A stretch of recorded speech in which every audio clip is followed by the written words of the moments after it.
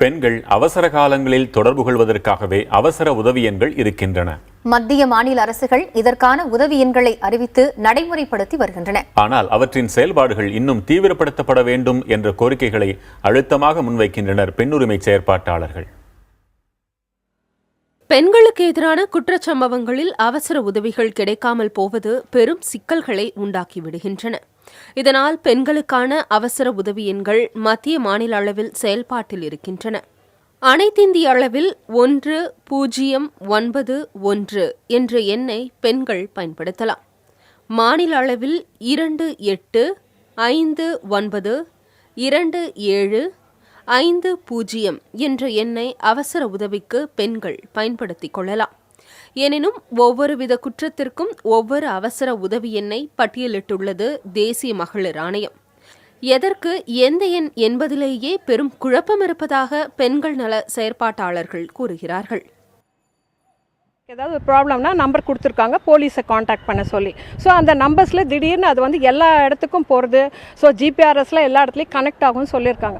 But அது ரெண்டு பார்த்தீங்கன்னா சென்னையில் நாங்கள் அதை டெஸ்ட் பண்ணி பார்த்தோம். சில ஏரியாவில் அது யூஸ் பண்ண முடியல.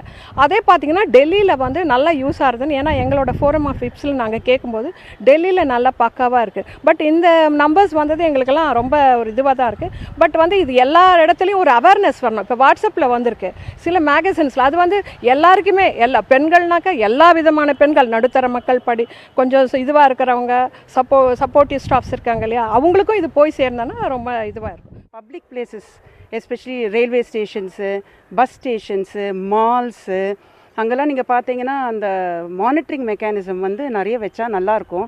வெப் கேமரா மாதிரி வச்சு அது வந்து அவங்களுக்கு பப்ளிக்காக எல்லாருக்கும் தெரிவித்தோம்னா, வெப் கேமரா இங்கே இருக்குது, அவங்கள பார்க்குறவங்க யாரோ இருக்காங்கன்னா அந்த அச்சம் வரும். யாராவது ஒரு பெண் எதிர்க்க ஏதாவது ஒரு தப்பு பண்ணுறாங்கன்னு நினைக்கும் போதே அந்த அச்சம் வரும் அப்படின்னு நான் நினைக்கிறேன். பெண்களுக்கு எதிரான குற்றங்களை குறைக்கவும் தடுக்கவும் அரசு பல்வேறு நடவடிக்கைகளை எடுத்து வருவதாக கூறுகிறார்கள் அதிகாரிகள். அது ஒரு ஆக்ட் கிரியேட் பண்ணியிருக்காங்க சொல்லியிருக்கீங்களா, எல்லாருக்கும் சென்சிடைசேஷன். இப்போ எல்லா ஆர்கனைசேஷன்லையும் வந்து பார்த்தீங்கன்னா woman security, woman issues and even about sexual harassments also, அதெல்லாம் வந்து பார்த்தீங்கன்னா அதுக்கு ஒரு உமன் ஆர்கனைசேஷன் வச்சுருக்காங்க. There is a commission also. So இதெல்லாம் தான் சேர்ந்து தான் எல்லாரையும் ப்ரொடெக்ட் பண்ணுறதுக்கு government everyday they are trying to do the best.